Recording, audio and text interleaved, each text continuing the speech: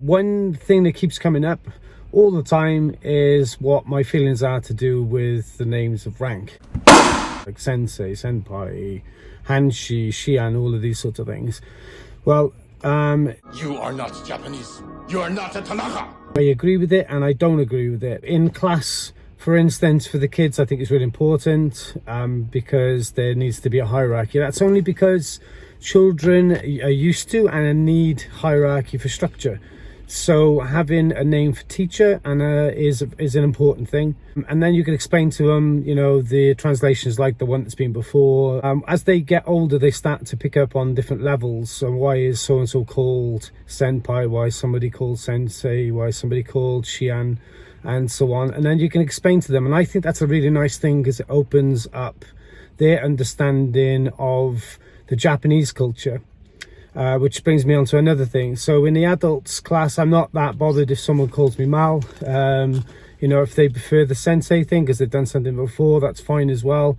You know, as you've been in the game for a long time, you realize that the names are really only important to those that stay within their styles, you know, because it's that hierarchy and it's the rank and it's the respect that goes with it.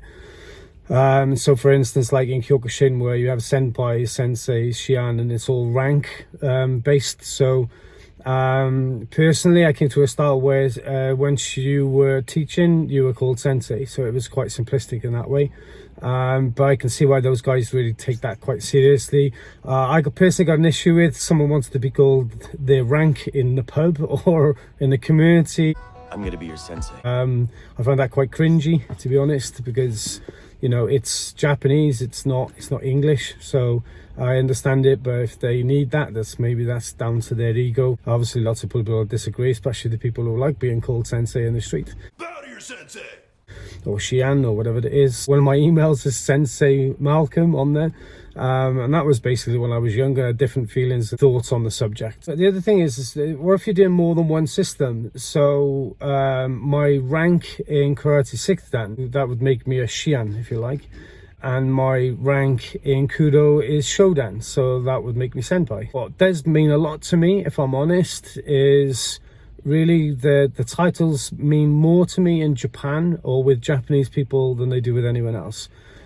Because it's their culture, it's relevant, and you can tell by the way that people address you about their respect. When I've been addressed as sensei by the Japanese and the Kudo International Federation, that's a big honor for me. I take that very, very seriously. I'm very happy about that. It shows respect for the amount of time, the years that I've put in, and obviously how they feel about me. Outside of that, the rank names mean absolutely nothing to me. If you do want to know what rank or what title I prefer the most and the one I'm most proud of, it's Dad.